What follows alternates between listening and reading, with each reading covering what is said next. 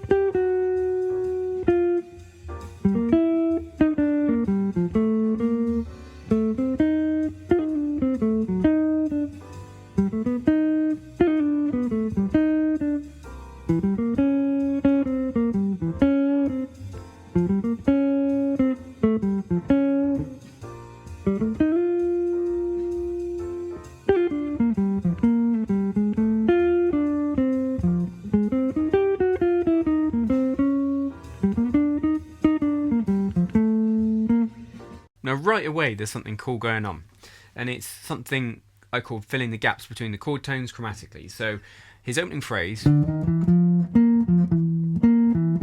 just interested in the first 4 notes. We're against a B flat 6. What's he got going on here? He's going from the 3rd chromatically up to the 5th. If you played a B flat 6 arpeggio, we're on the 3rd, we're going chromatically up to the 5th. So what I'd encourage you to try here is, if you've got an arpeggio, is you could fill the gap chromatically between the root and 3rd, between the 3rd and 5th, and other notes within a chord. Say I've got B flat 6, I've got the root here on the top, I've got the 3rd here. Maybe I go chromatically up to that 3rd. Something like that, and then a nice little bluesy line, and that chromaticism you're not going to get if you just use arpeggios, so that's an important ingredient to get in. So if I did it between the 3rd and the 5th like he did, but instead of going up, I go down, something like that. That sounds good. Between the 5th and 6th, that's obviously not as big, it still works. So that's something you can try, and I encourage you to do. Take a triad, take a probably easiest thing to do it with first, and fill the gaps between them. You might have to think about rhythm and bringing in some other ingredients, but take inspiration from these simple things, experiment with them, do your own thing with them, and you can kind of build up your own language and way of playing based on something small in a solo that one of the greats has done. Something else I like in the opening line is what's called a pedal point. Now usually when people do pedals they do it with the 5th of a chord, but you can do it with the root too. And the root, the tonic of the key is B flat, we're in B flat. And if I just highlight this note,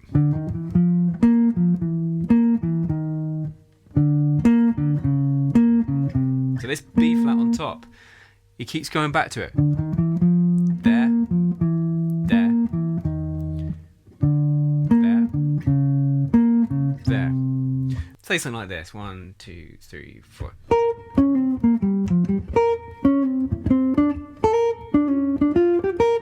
So I'm just like keep going back to that tonic of the key. Maybe definitely not as good as what Ben Webster plays, but just trying to illustrate that, how I'm just building ideas around that note and keep going back to it. That sets an expectation up in the listener as when are we going to move away from that note. Third thing, in this entire chorus, there is only one phrase which starts on beat 1.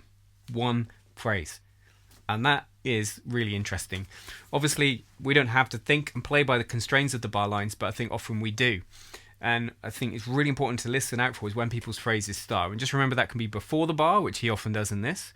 It can be after the bar, so like beat 2, beat 3, beat 4 even, or on the end of 1 maybe, just a little bit later. Or it could be on beat 1, but he only does that once in the entire chorus. And a rhythm he particularly comes back to in this is he starts his phrase on the and of 4 with 2 16th notes. Just if I circle this bit at the end of the first A section, it goes 1, 2, 3, 4. Those 2 16th notes there at the start, 1, 2, 3, 4, and a da ba boom boom. That comes up a lot. It's a real neat way to lead into a phrase that doesn't have that predictable start on beat one that a lot of us are guilty of. Fourth thing, the B section themes it, right? He goes with an idea and he sticks with it. Listen, 1, 2, 3, 4, 1. G7. C7. F7.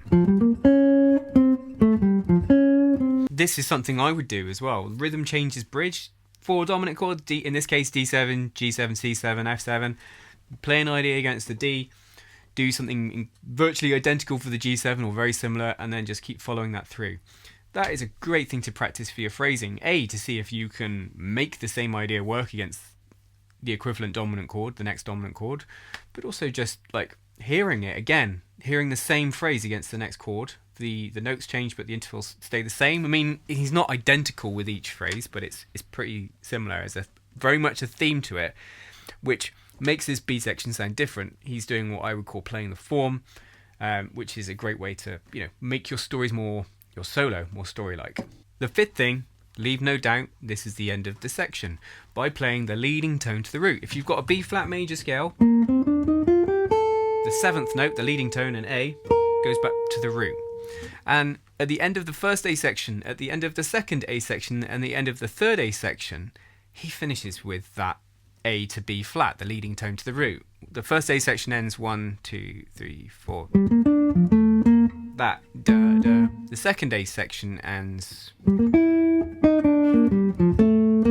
Same thing, leading tone to root. The final A section ends with exactly the same. Now, I think good soloists make it obvious when they've come to the end of a section, and it sounds like a full stop. It's like next paragraph or next section, and that's something I think when people are getting to grips with improv is quite hard to do.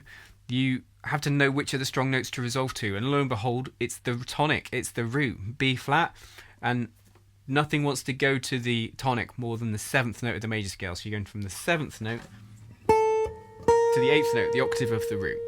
Now, if you'd like my full transcription, it's available on the supporter tier of my Patreon page, which will give you access to my chord melody library, all of my chord melodies. There's loads of them on there, and other solo transcriptions for you, which will be particularly of interest if you're interested in Charlie Christian. There's plenty of his solos on there. Now, one thing you learn from transcriptions, you take these ideas, you essentially imitate them and then do your own thing with them to try and get them into your jazz vernacular, if you like.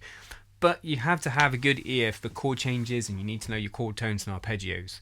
And something I encourage students to practice is like making the changes, or a chord tone outline, where you simply, you've got the backing track on, or without the backing track maybe, and you're able to hit chord tones and learn to hear them, and then those notes become strong notes you can build your lines around. Here's an example of something that I posted on Patreon on the soloist tier. So if you're interested in developing this aspect of your playing to give you that really strong foundation, then do check out my Patreon, check out the soloist tier for these kind of outlines. I'll just leave you with that for today, but if you've got any questions or comments, you leave them below.